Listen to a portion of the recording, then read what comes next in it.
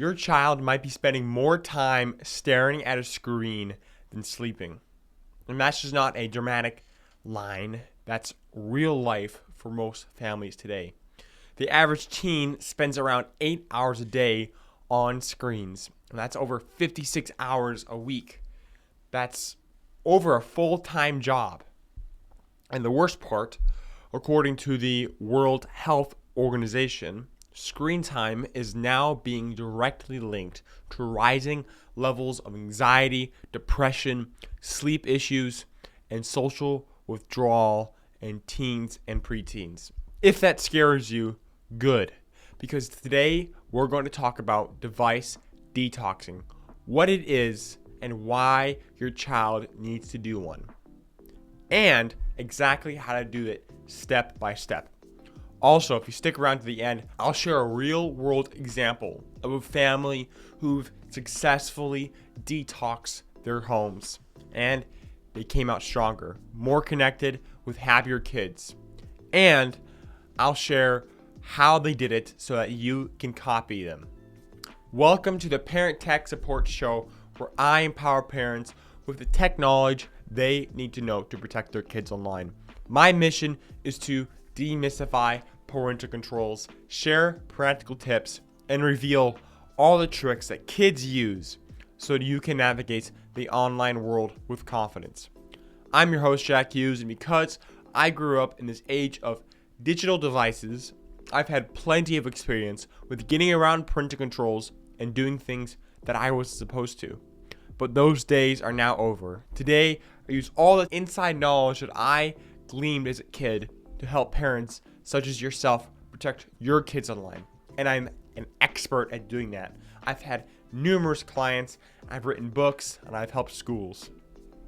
Now, if you want personalized help, if you want me to help you personally, you can go to my website at parenttech.support. That'll be linked down below, and I will help you. You can book a free call with me, a free 15-minute call with me, and we'll talk about how I can help you protect your child online. So, going back into the video, what exactly is a device detox? So, a device detox is a temporary break from digital devices. So these could be phones, tablets, game consoles, laptops, TVs.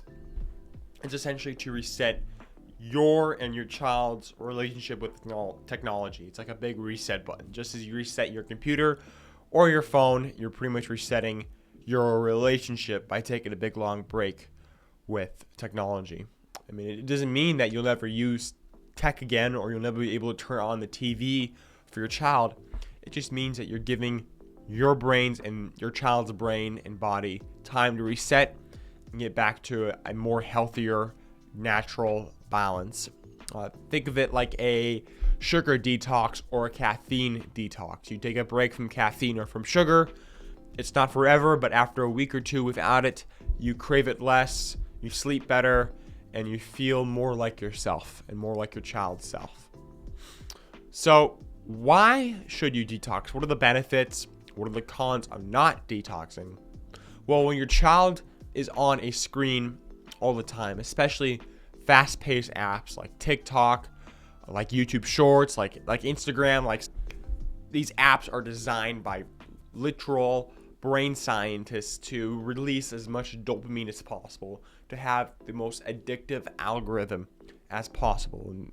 And dopamine, I'm sure you know, is a feel-good chemical. It's pretty much like you're doing drugs while you're using these sites. And that's what makes these sites so addictive. Now, this is why it can be a good idea to take a break from this, to let your dopamine set so that you can focus better at homework. If your child can't sit still doing homework, good chance that their brain is just dopamine out by social media. Like, I can't sit still and do some scripts, write some articles for 10 minutes without grabbing my phone. And so this also messes with your impulse control, with your attention span and your motivation. The constant swiping of social media just trains their brains to crave novelty, to crave something new, and focusing on your work, deep focus, focusing on homework is not that. So taking a break from social media, from all these high-paced apps, can really help you focus. And this just isn't bro science. This isn't just me saying this.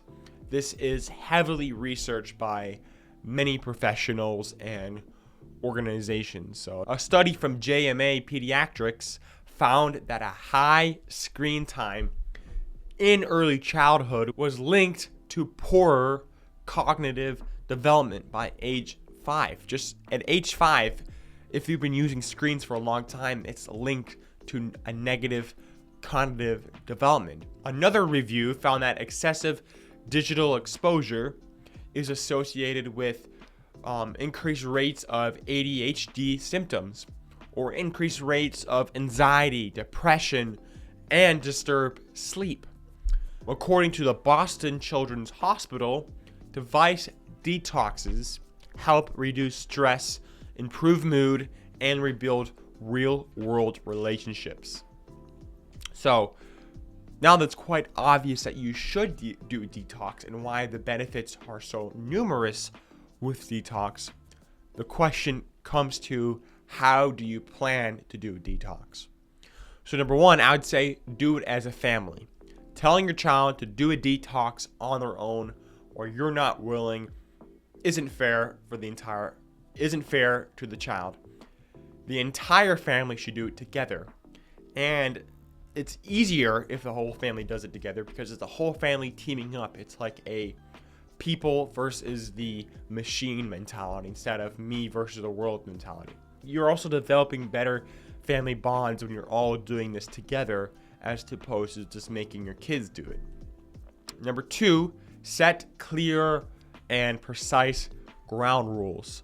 Let your child know what's happening and why. Don't just yank the iPad away without a conversation.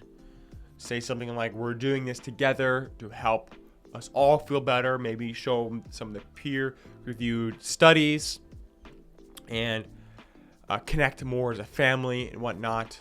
And number three, start with a smaller detox and then go bigger. So maybe 24 hours, maybe a 24-hour detox, and then build that to a 48-hour weekend detox, or maybe a full week if you can stomach that. Let them see how good it feels after a day of no devices, and then gradually ramp it up to higher and longer times.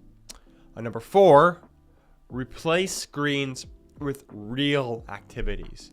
Don't just take their devices away. Don't just throw your devices into one box and lock it away. But also provide other things, other activities that you all can do. Go outside, go biking, do puzzles, read books. And this just goes beyond detoxes. So many families and parents that I will work with will restrict their kids' devices and set limits on their devices, but they won't encourage or facilitate other ways for their children to spend their time. In fact, I did an entire podcast on this about screen time. If you want to check that out, that should be linked down in the show notes below. But essentially, if you have really good real life activities, when you put away your phones, you won't even think about picking it up, because your real activities are so fascinating and so real and natural and healthy that you're not even going to think about grabbing your phone, that your child is not going to think about watching a TV if they have real fun stuff to do that day. And number five, use Apple screen time to help lock down the devices, to help lock down your child's devices. So using Apple's built-in parental controls, you can set downtime limits, you can set app limits, and so you can enforce these detox things, because providing real activities is really nice and all that, but sometimes you also need to enforce it. So to set up Apple screen time, you're going to go to settings, you're going to go to screen time, you're going to go to app limits, and you're going to be able to set what apps to restrict. You also want to go to screen time, and you're going to go to downtime, and you're able to set up downtime limits.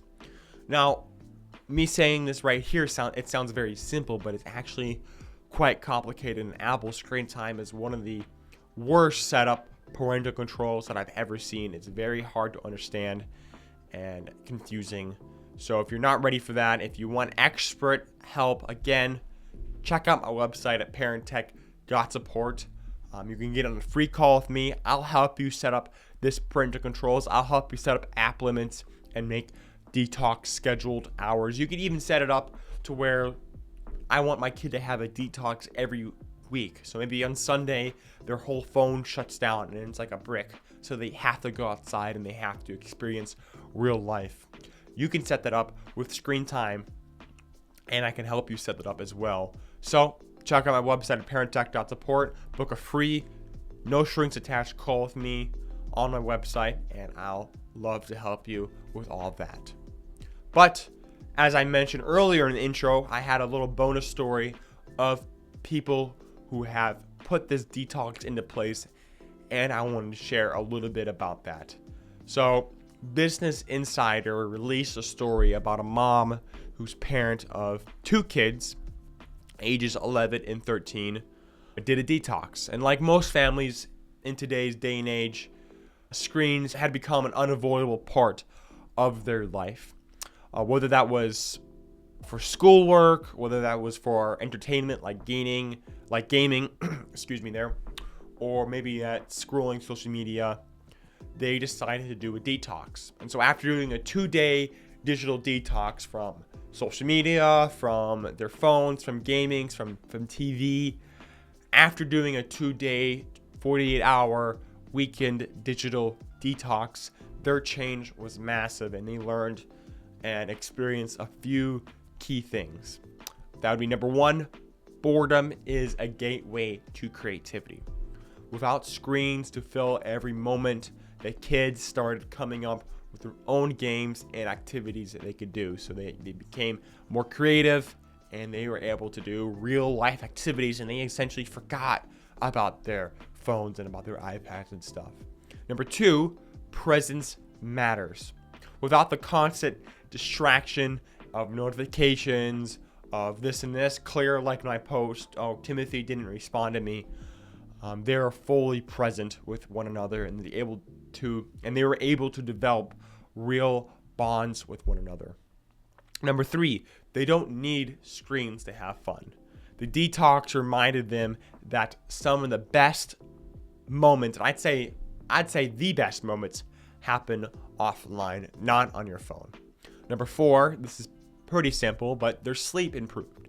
Without late night screens exposure, without scrolling all the time, everyone was able to fall asleep faster and wake up more refreshed. So this begs the question, how did this family do it? How do they do it? How can I copy them, and how can you copy them? So she didn't just turn off the devices and hope for the best. She planned out a specific screen-free activities to fill the gap. This goes back to what I was saying earlier about planning out activities and providing that for your children and for your family. And so they planned out exactly what they were going to do during that day without devices. They didn't just sit at home and stare at the wall and watch the paint dry, essentially. They went on hikes, they got out of the house, they went into nature. That helped them reset and form a bond. They did arts and crafts, they did hands-on activities. This gave them something creative and engaging to do together. They baked. Cooking and baking together provide quality time, and they had a shared goal, a shared thing to make and accomplish. They read. Instead of turning off screens to maybe wind down, they picked up books and they're able to read. So if there's one key takeaway from today, it's this. Your child won't hate you for doing a detox. They'll thank you later. And a detox can be a very healthy thing to do. A screen detox is one of the fastest ways to improve sleep, reduce anxiety, and rebuild relationships, especially in a world that is trying to addict your kids to screens 24/7 and profit off them.